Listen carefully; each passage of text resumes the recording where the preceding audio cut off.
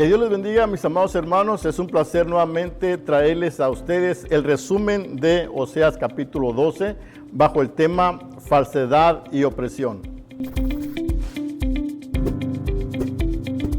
Antes de entrar en el capítulo 12, el versículo del capítulo 11, al final el 12, dice así: Me rodeó Efraín de mentira y la casa de Israel de engaño.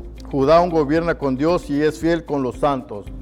Es importante entender esto, ¿por qué Israel y por qué Judá?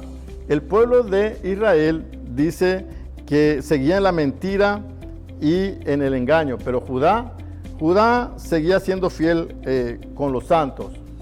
Judá seguía adorando a Dios. El pueblo de Judá tenía reyes que hicieron lo bueno ante los ojos del Señor, y el pueblo de Israel prácticamente reyes que hicieron lo malo. Por eso Judá prevaleció 150 años más todavía que el pueblo de Israel, que fue llevado cautivo por los asirios. Sin embargo, Judá dice que cuando ellos tuvieron sus reyes buenos, se adoraban en el templo de Jerusalén, se celebraban las fiestas del pueblo, del pueblo que estaban establecidas, y eso ayudó para que todavía vivieran 150 años más que el pueblo de Israel, antes que también Judá fuera llevado cautivo, porque también a falta del buen gobierno, ellos permitieron mucha idolatría y por lo tanto también fueron llevados cautivos por los de Babilonia. Ahora bien, el capítulo 12 comienza diciendo: Efraín se apacienta de viento y sigue al solano, mientras destrucción aumenta continuamente, porque hicieron pacto con los asirios y el aceite se lleva a Egipto. Este capítulo nos habla de esa búsqueda de Israel, no con Dios, sino hacer pacto con los asirios, con los egipcios, y eso pensaban que para ellos era lo mejor. Ellos pensaban que eso iba a alivianar tal vez sus cargas, pero no fue así.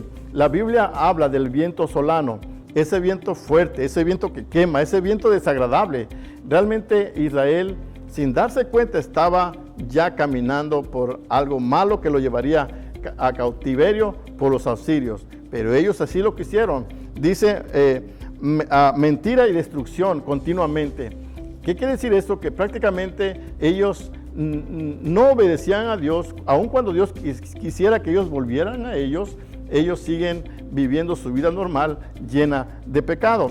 Después viene hablándonos este hermoso capítulo que, por cierto, yo quisiera que usted lo leyera en su casa y lo leyera, estos que solamente son 14 versículos, para que pueda entender con más claridad esta explicación. Después nos habla sobre Jacob, ese Jacob que fue el antepasado del pueblo de Israel, cómo él vivió. ¿Qué hizo Jacob? Jacob dice que él, primeramente, cuando nació junto con su hermano Esaú, el cual nació primero, pero Jacob venía agarrado del pie de su hermano, ¿verdad? Y realmente Jacob iba a dar de mucho que hablar Jacob, ¿sí? Fue llamado el usurpador, ¿sí?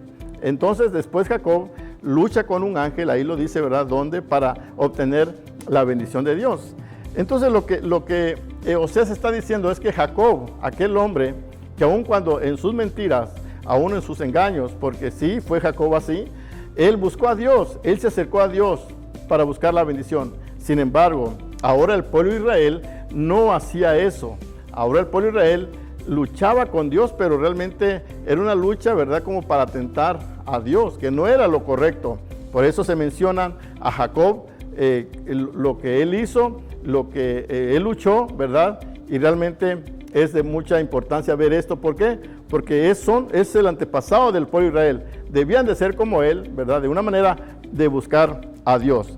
Entonces viene una gran enseñanza de Oseas para el mismo pueblo, que dice: vuélvete a Dios, guarda misericordia y juicio, y en tu Dios confía siempre.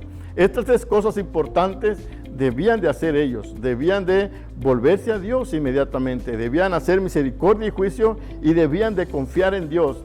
Tal vez si el pueblo hubiera escuchado esta oración de Oseas, pudiera haber cambiado el rumbo, pero no fue así. Ellos no hicieron caso a la palabra de Oseas, mis amados hermanos.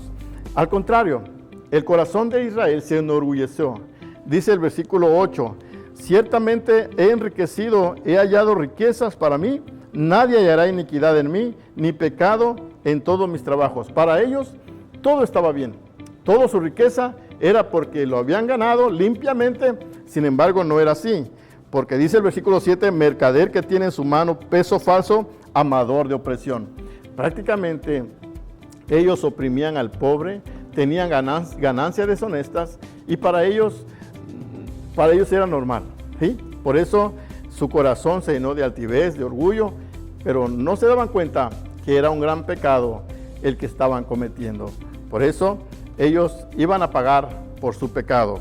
Y al final, amados hermanos, se nos habla de que por un profeta, dice el versículo 13, Jehová hizo subir a Israel de Egipto y por un profeta fue guardado. Realmente eso es muy interesante, porque así como en el Antiguo Testamento se llama el profeta a Moisés, uno de los más importantes del Antiguo Testamento, que vendría, realmente reflejaban al profeta que vendría verdaderamente, que es nuestro Señor Jesucristo, se le da ese lugar a Moisés, que hoy en día, ¿verdad?, fue cumplido por Jesucristo, nuestro Señor y Salvador. Por eso, realmente este pueblo de Israel fue castigado duramente por su falsedad y por la opresión que tenían al mismo pueblo. Ya no tenían temor de Dios, ya no obedecían a Dios, prácticamente vivían como si nada pasara. ¿Cuál es la enseñanza para nosotros, amada iglesia, en este capítulo?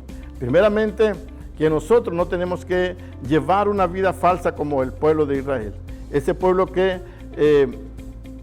cambió a Dios por las imágenes, cambió a Dios por confiar en los asirios, en las naciones, llevando prácticamente una vida de mentira, una vida falsa, que cada día, dice, iba aumentando. La vida de usted y mi vida mía realmente debe ser una vida íntegra para Dios, íntegra para nuestro Señor Jesucristo, porque Dios conoce nuestro corazón, Dios conoce nuestros pensamientos, Dios sabe el mañana, el pasado, el presente de nosotros, y no podemos engañarlo. Por eso lo invito para que usted adore a Dios con todo su corazón y realmente sea un verdadero hijo de Dios. También, así como el pueblo de Israel, así como Jacob, yo quiero invitarle para que usted también luche por buscar al Señor.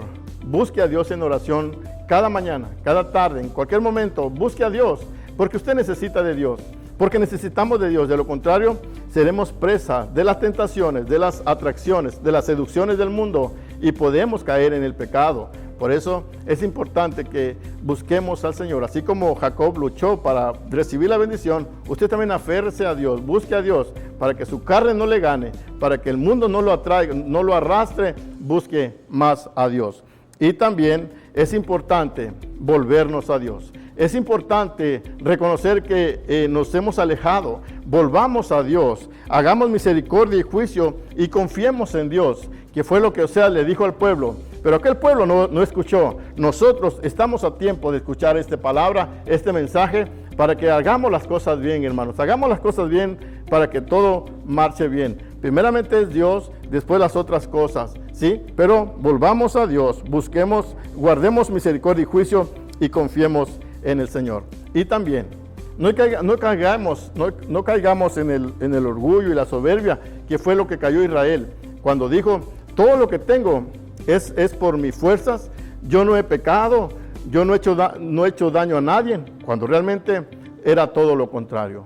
Y por eso ellos fueron llevados a cautiverio, pagando por su culpa. Que nuestro corazón sea un corazón agradecido, porque todo lo que usted tiene es gracias a Dios.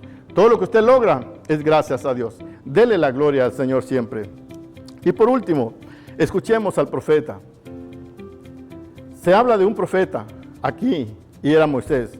Pero hoy en día tenemos un profeta que Dios envió para nosotros, que es nuestro Señor Jesucristo, el gran yo soy.